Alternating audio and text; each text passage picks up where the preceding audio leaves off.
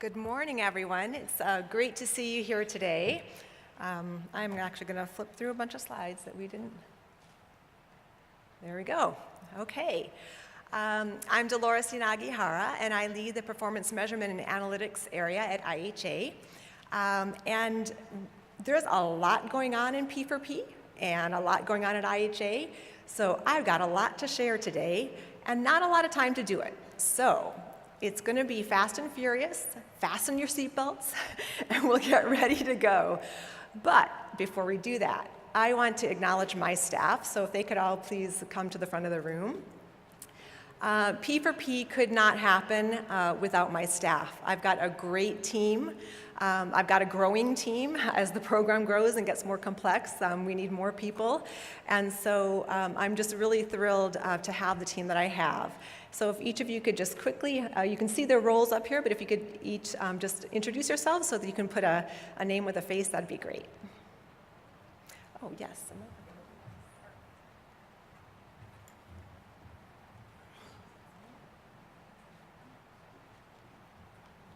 Hi, I'm Kelly Miller.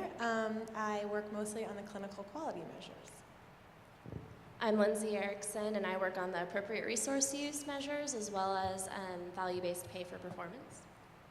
Hi, I'm Brian Goodness, and I work with the data that supports our performance measurement. I'm Cayman Nava. I'm a web developer at IHA. I'm Ann Wu. I work on everything they tell me to work on. I'm Gail Rusin, and I work on new measurement expansion.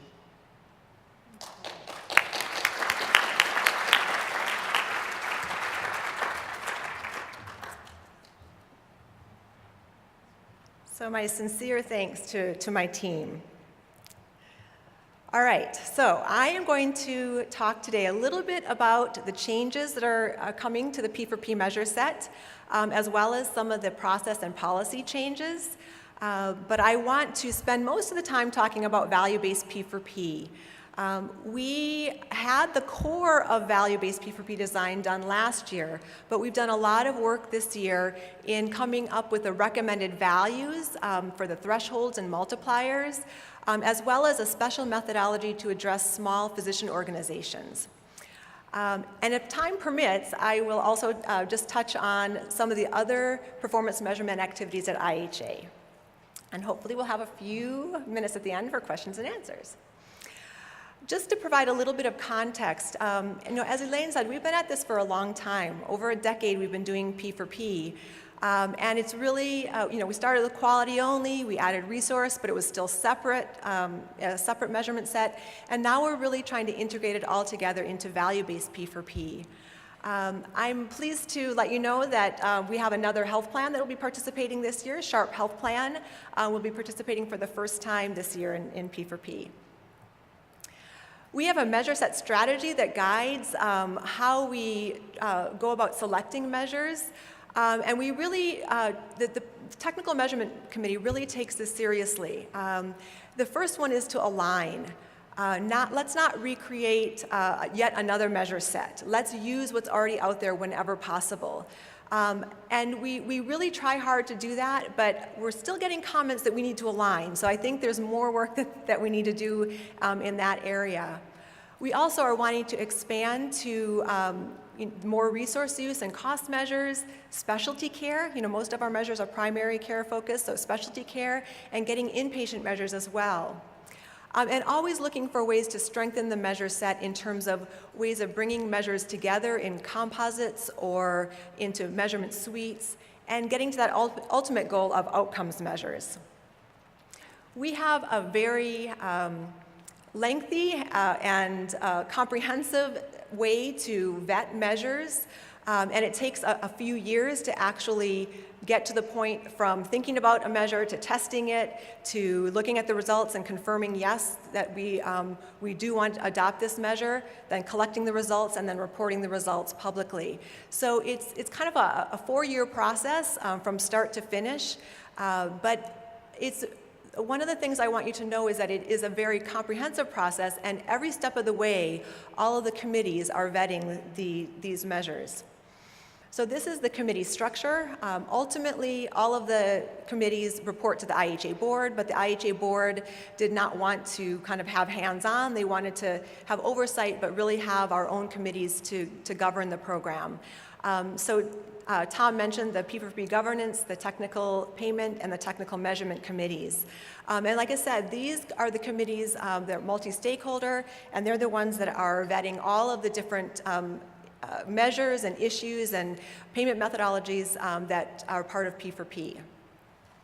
All right, with that background, let's now look at some of the changes that are going to be occurring to the measure set in terms of specification changes for the measures, some new measures, and also the proposed testing measures. I'm not going to go into a lot of detail because we are right in the middle of, or actually coming toward the end of, a month-long public comment process.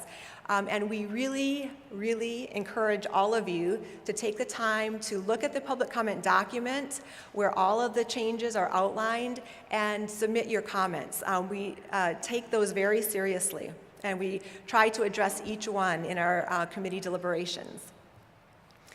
There are several measures that are undergoing specification changes. For breast cancer screening, the upper age limit for screening is changing, and the frequency that's allowed in between screenings is also changing. That's all outlined in the public comment document. For all-cause readmissions, we'll be moving to a HEDIS-based measure to align. We were already measuring readmissions, but this is a slightly different specification to, like I said, to align. We also, for generic prescribing, are looking at ways to kind of tighten up the measurement. And so for the sleep aids area and the hypertension and cardiovascular areas, we're going to be removing a lot of the drugs where there's not a lot of opportunity to convert to generic, and just focus on those areas where there's most opportunity.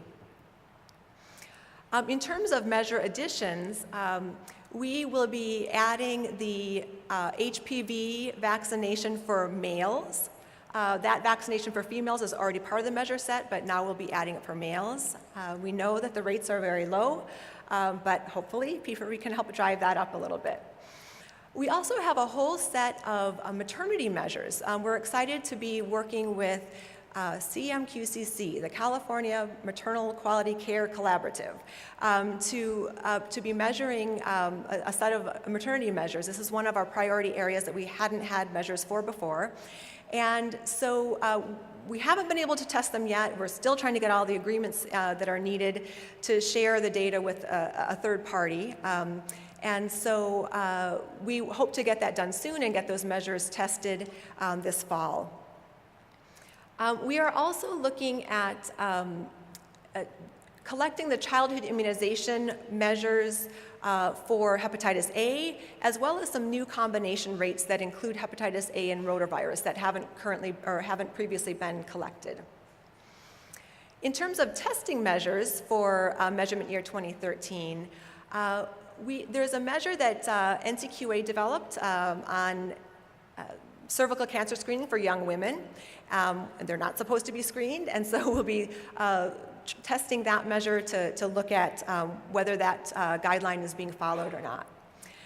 We're also looking at testing childhood immunization measures with a 12-month continuous enrollment, which is what the HEDIS measure is that health plans are held accountable for. This is the one measure where P4P varies from HEDIS. We have a 24-month continuous enrollment right now. So we're going to test it. We'll be able to look at the 24-month and the 12-month and compare them and make a decision about whether it makes sense to align with the HEDIS and move to 12-month continuous enrollment. This, we hear, is going to be a big deal with the physicians at the physician organization. So make sure that you kind of think about that and submit comments on that. And then for generic prescribing, we're looking at adding an anti-migraine category. Okay, process and policy changes. Oh, did I mention that we're in the middle of public comment right now? Yes, we are in the middle of public comment. All of these changes are documented there. Please make sure that you look at those and submit some comments. Okay, so for measurement year 2013, we have a number of different changes. For supplemental data, which is data that you're collecting in registries or data pulled from EHRs or data in some kind of a data warehouse that you use for reporting. There are the one new requirement is there's a deadline for collecting that data now. We've heard that this deadline this is the HEDIS deadline for health plans, and so we generally try to align with HEDIS. But we've heard that this might be too early for physician organizations because your audit often takes place a little bit later.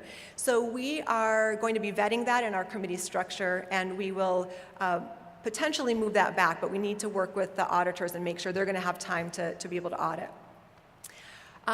Something that's not new, but I just want to mention, is primary source verification.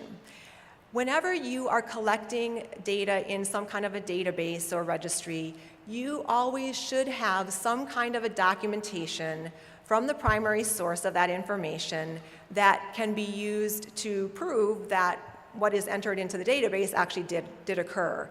This has always been a requirement, but the guidelines have been clarified to make sure that it's really clear what is needed. This does not mean that health plans receiving your supplemental data need to actually collect the primary source verification documentation for every single piece of data. It just means it must be available so that if that record is selected for audit, that there is verification. We're also looking at paying on the Optimal Diabetes Care Measure 2, which includes blood pressure. We've been just paying on the combination that does not include blood pressure. All-cause readmissions is going to be the first measure that we consider a resource use measure that will be publicly reported. So that will occur for measurement year 2013. And we also will be, next year at this meeting, rolling out value-based awards. We don't know the methodology yet. The committees will be working on that. We've started talking about it, but we need to do more work before we finalize the methodology. And then in 2014, for measurement year 2014, we've gotten permission or approval from the P4P Governance Committee to report value. Again, we don't know exactly what that will look like yet. We're working on that with the committees.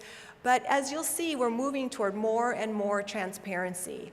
And so we just want to make sure everyone is aware of that. Okay, the meat now, up to the value-based P4P updates. Again, this program really is intended to replace the separate incentive programs for quality and resource use and bring it together into one program.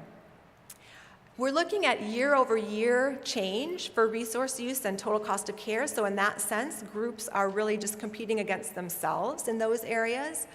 On the quality side, we are looking at both attainment and improvement. So groups are competing against themselves, but also each other.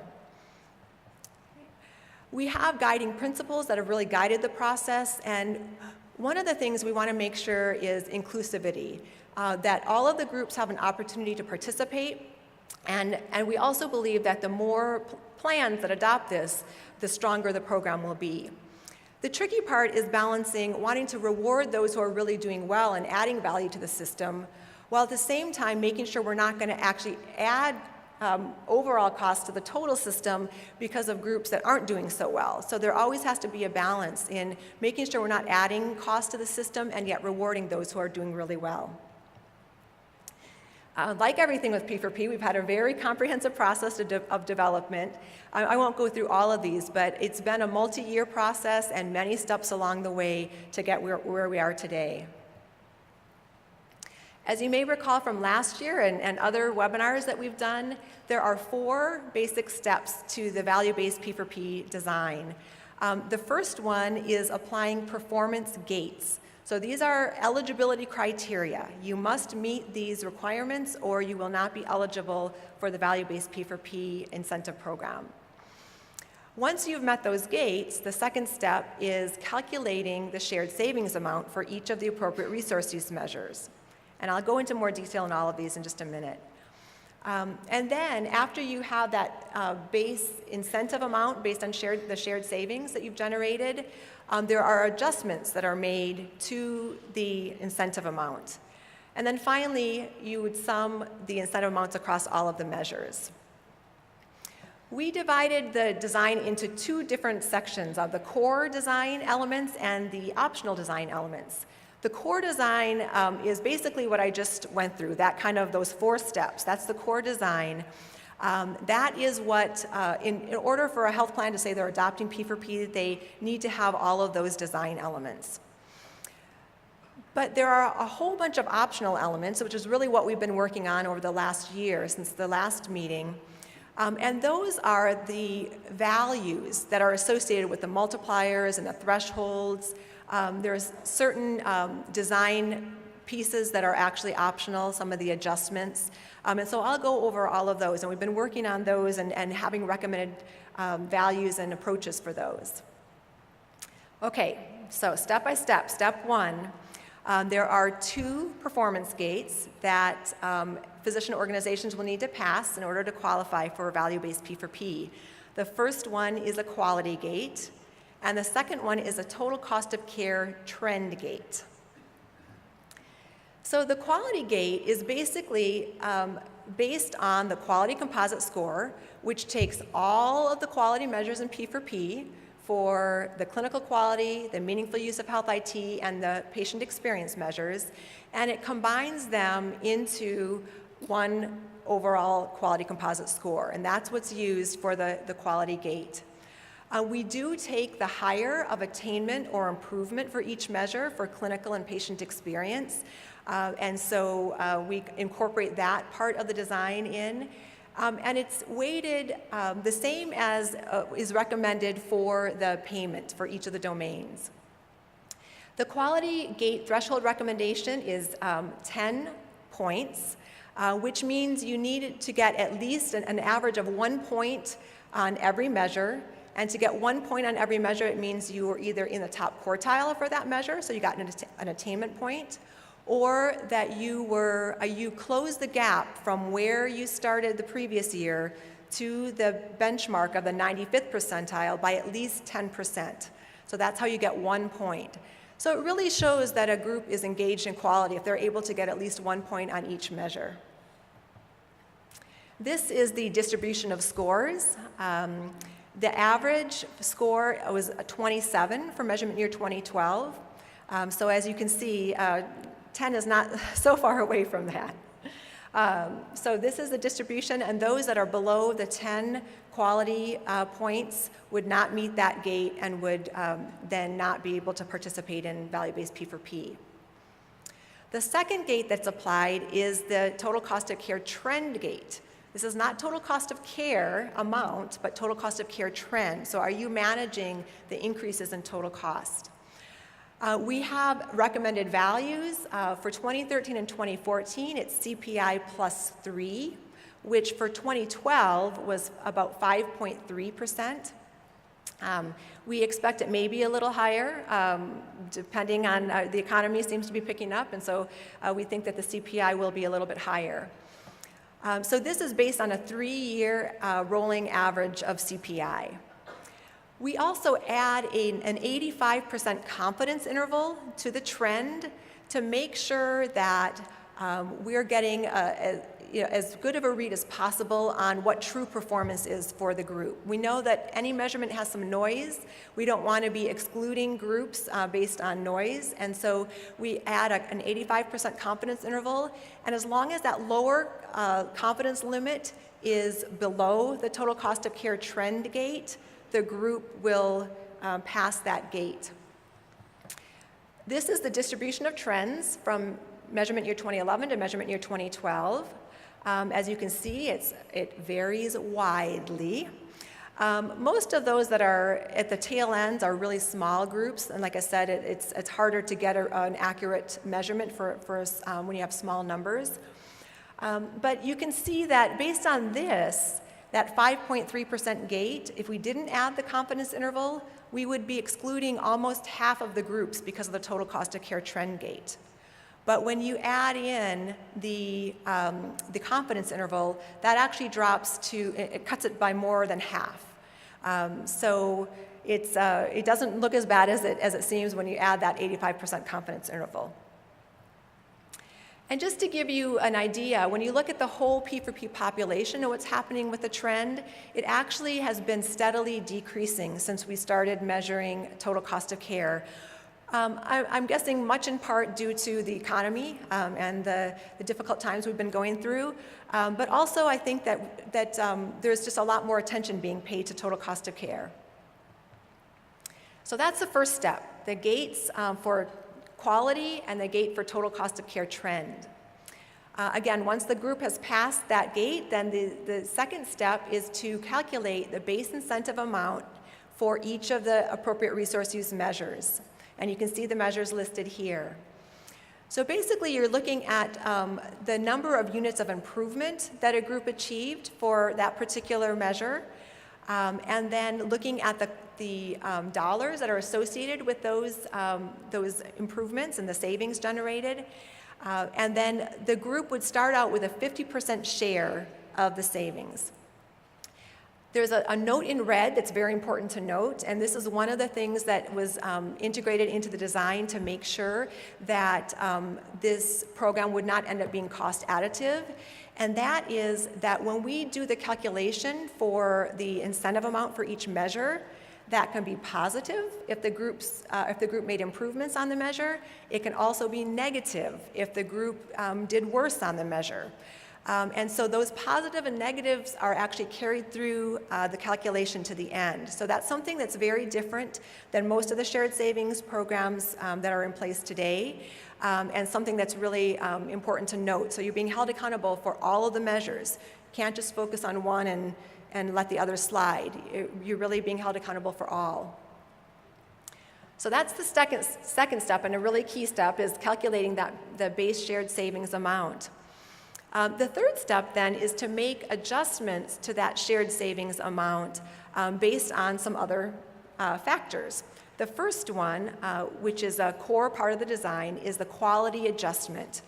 Basically, if you have high quality, your incentive amount will be multiplied up. If you have lower quality, you just barely squeaked by the gate, your quality or your shared savings amount would be multiplied down.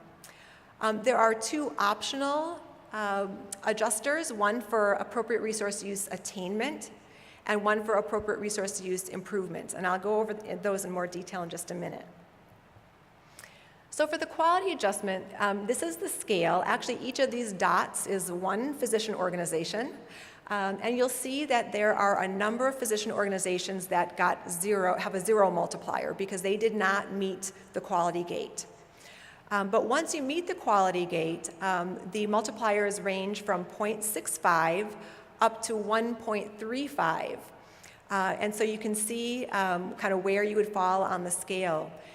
When applied to that 50% initial share of savings, that changes the range from 32.5% of savings up to 67.5% of savings. So you can get a bump up for having high quality. If your quality is not, is kind of just kind of squeaking by that gate, then your amount will be multiplied down.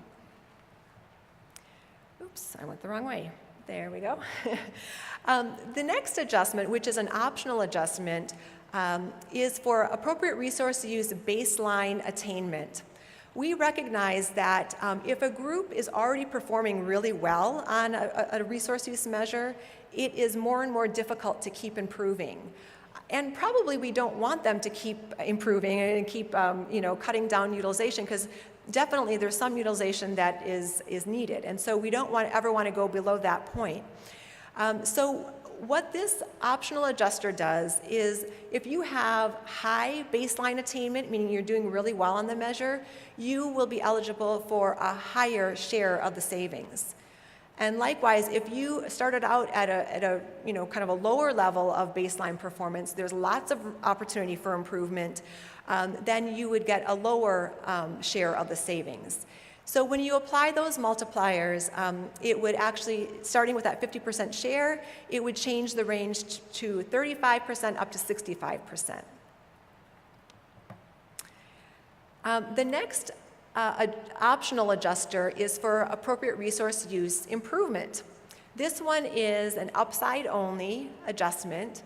And a group can earn up to an additional 15% on their bonus if they improved in the top quartile of improvement across all groups. So if you look at the improvement for all of the groups and you divide them into quartiles, the quartile of groups that have the highest amount of improvement would actually get a bump up to 57.5% of savings instead of 50%. So it's kind of a bonus for achieving a larger amount of improvement. Okay, so we've made it through 3 steps. First is the gates. Next, the shared savings calculation based on appropriate resource use measures. Third is making adjustments to the shared savings amount based on your quality performance, your baseline appropriate resource use performance, and the amount of improvement that you achieved. And so now you take that shared savings amount for each of the measures with the adjustments and you add it up across all of the measures. And that would be the amount that you would earn in shared savings. The amount can be positive or negative, right? And so if there's a positive amount, you would earn the savings generated. If it's a negative amount, that would just be zeroed out, okay? So there's no downside risk to this, but you are held accountable for all of the performance on all of the measures. Not so bad, huh? I know it is very complicated, but if you just keep going through it step by step, and all of this really builds on everything that we've been doing in P4P over the last 10 years. The measures, the attainment improvement scoring methodology, all of that has been in place already. So all of this is really building on the steps that we've built over the last 10 years. As I mentioned, we have developed a special methodology for handling small physician organizations, and those are physician organizations that have less than 1,500 member years with a particular health plan. The results for these smaller groups are not as reliable as for larger groups. It's just a numbers game. It's a statistical thing. When you're doing measurement, the more numbers you have, the more sure you are of the result. And so for these small groups that don't have as many members, we're not as certain about their performance and whether what we measured is really truly reflecting their performance. And so for the small groups, we've got this special methodology where the results for all the small groups that a plan has will be pooled together. So we'll pool the results of all of the small groups within a plan. And then the pooled result will be weighted with the group's own result. And the amount of weighting that is put on the group's own result versus the pooled result is dependent on the size of the group. So if you're close to that 1,500 threshold, then most of your score would be your group's own score. If you're on the lower end of that, most of the score would be the pooled score and not as much on your own. And this will really help shore up the results, and we'll be much more confident in the results for small groups. It also replaces the current reliability adjustment that has been applied for the last several years. That will be going away. So for groups that are over 1,500 member years, there won't be any reliability adjustment done and no pooling. It's just all the group's own results that's used. In terms of plan adoption, I'm happy to say that we've gotten really good traction. Blue Shield is the brave leader in adopting value-based P4P, and they are fully adopting for measurement year 2013. United, Aetna, and Cigna have all committed to fully implementing value-based P4P for measurement year 2014. HealthNet is considering a pilot in 2014. They haven't definitely confirmed that yet, but they're considering that. And Anthem is looking at adoption in 2015. So hopefully by 2015, all of the plans would have adopted value-based P4P. So value-based P4P is just one of the things that we're looking at in terms of promoting value. We're also looking at several other things which I've mentioned, but I'll just mention again here. That is, we will be recognizing physician organizations for providing value at our P4P Stakeholders Meeting next year. We also will be publicly reporting value in a couple of years. And it's also conceivable that health plans might use this standardized cost measurement and standardized quality measurement to create benefit designs that would consume engagers in making value-based decisions. And so that is something that may be on the horizon as well. So why all the focus on value? These are our 2012 total cost of care results. And as you can see, there's lots of variation. Each dot is a physician organization, and we use their aggregated result across all health plans. And you can see there's variation across regions, which we expected, but there's also a lot of variation within each region. And that was a bit more of a surprise to us. And when you combine total cost of care with quality, you get an interesting scatter plot that doesn't have much pattern to it.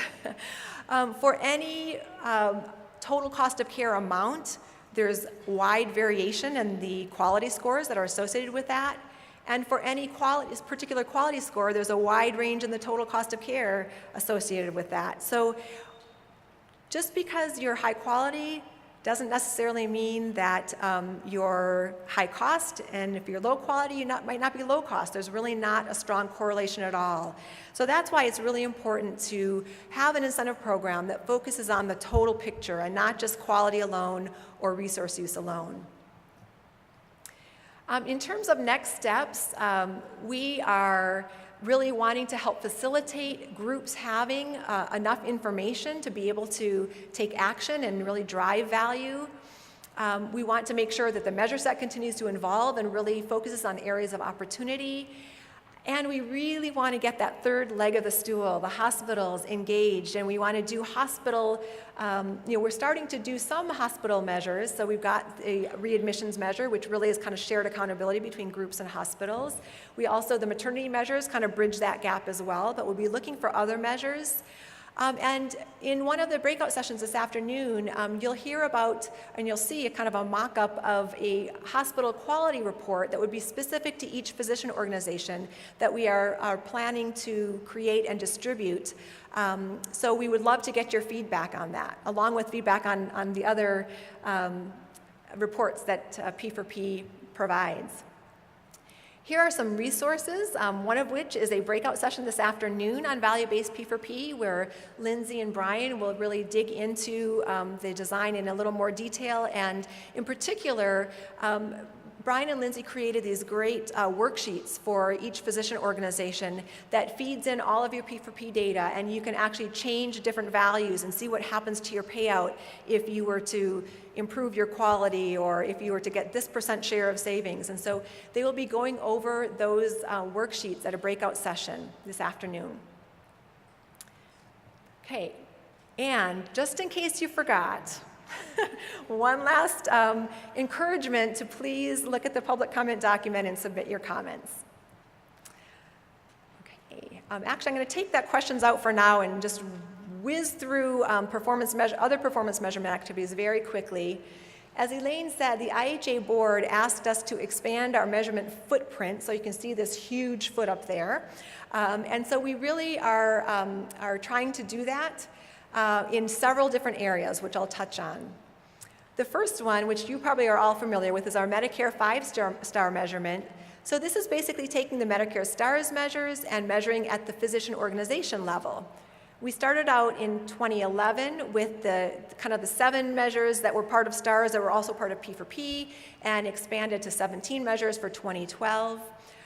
We basically just follow what CMS does on this. We don't have a whole measure vetting process. We just say, okay, if CMS added it to their measure set, we'll test it, and as long as it tests well, we will add it to our Medicare measure set.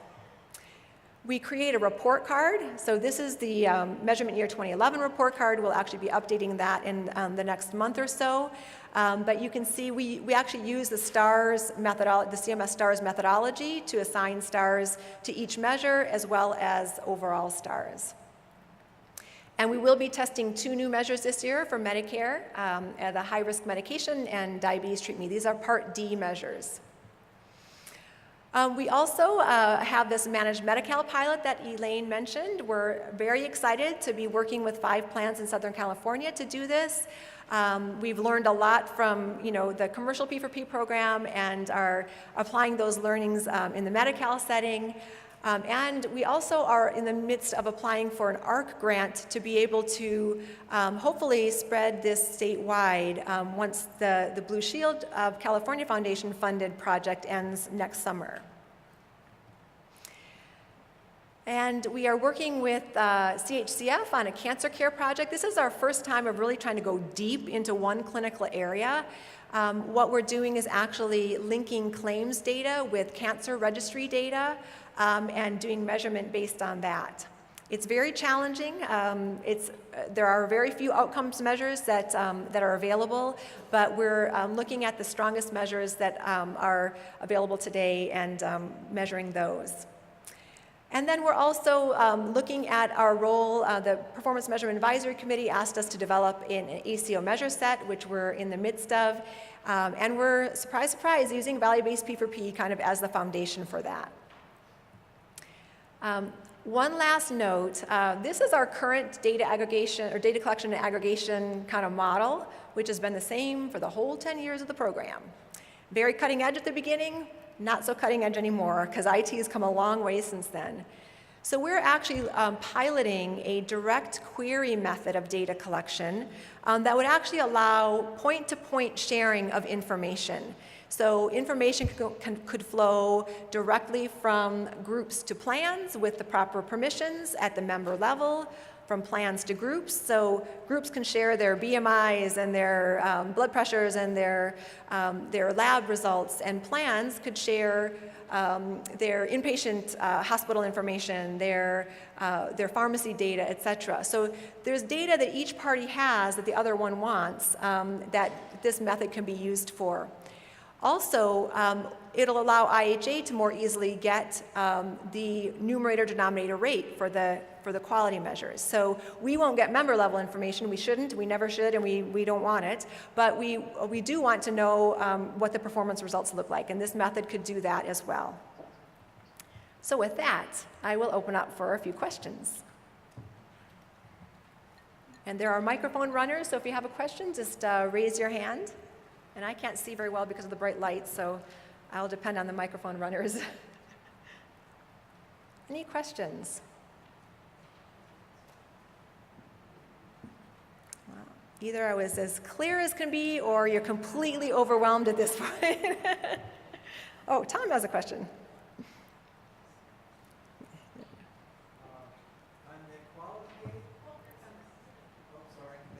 On the quality gate? Yes. You have to get a point for each measure?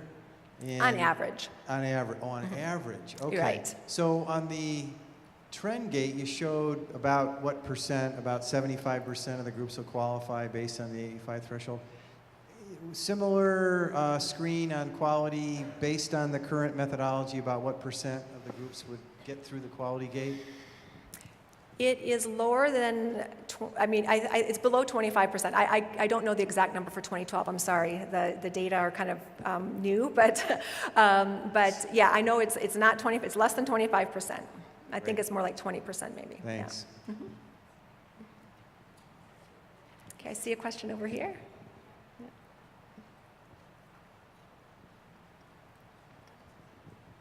Hi, Dolores. It's Rebecca with Monarch. I'm sure you've already thought about this or probably already answered it vaguely, if possible. For groups that are moving towards global risk for commercial, how do you foresee the value-based P4P evolving? Good question. We have a couple of options on the table for full risk groups. And we're continuing to do more work on that. The two options we have on the table right now are for full risk groups to be held accountable for the total cost of care trend gate. So they would have to meet the trend gate. And once they meet the trend gate, they would then be paid on quality because they've already taken risk for resource use and are responsible for managing that. So there's no really shared savings opportunity there, but they could be paid on quality once they meet that gate. The other option, if the group has not taken risk for pharmacy, is that they could participate in the full value-based P4P model, but only on the generic prescribing measures. So those are the two different options that are on the table right now. Like I said, we're getting feedback that we need to do more work on that, and so we're continuing to try to figure that out. We always welcome ideas, and ideas are hard to come by when it comes to this situation.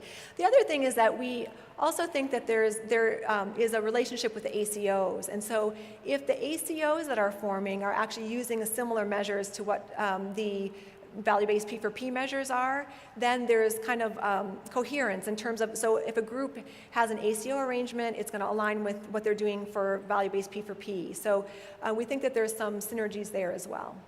So where do you see the funding for the quality coming from? That is another good question. Most of the plans had indicated early on, and I need to circle back and check with them, but that the amount that they had budgeted for quality would continue to be available, but it would be distributed differently. So one potential is that the quality budget that they had before could help to support that, as well as to kind of help fund any kind of downside for groups that didn't do so well. So I think that that's probably the best option that I know of right now, but I need to circle back and make sure that the plans are still intending to do that. That's a good question. Other questions? Okay, one here. And I think that will need to be probably the last one so we don't get too far behind on time. Yeah, Mike Bellman with Anthem.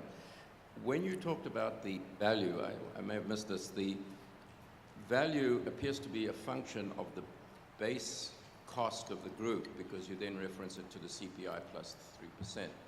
So if there are two groups, one has a high base cost and another one has a low base cost, but they both improve to the same degree, you would give them a similar value quotient. Is that correct? Yeah. Even though the one is more expensive than the other. Correct, and that's one thing that I did not mention. Thank you for that. There are, yes, you were planted. No, is that there is? Oh, sorry. There are actually, it's kind of a bi-level total cost of care trend gate. We did not want to. We wanted to encourage the groups that are currently kind of high-cost groups to continue to be engaged and to really try to manage their costs more tightly. And so there's actually, for groups that are considered to be high-cost groups, that would be that they were above the 90th percentile in total cost of care for 2 years in a row. Those groups would actually have a lower total cost of care trend gate, and it would be 2 points lower than the total cost of care trend gate for everyone else. So instead of CPI plus 3, the high-cost groups would actually have a total cost of care trend gate of CPI plus 1. So that hopefully is a way that they can start coming down toward a more average cost. Yeah. Thank you, that's a great question. I'm sorry I missed that in my presentation. All right, well, thank you all so much for your attention. We now have a half-an-hour break to have some refreshments and to go and see the exhibitors and talk to them. And so maybe, do you want to shorten it a little bit or 10? Okay, so we'll do the full 30 minutes. We'll convene here at 10:45. Thanks, everyone.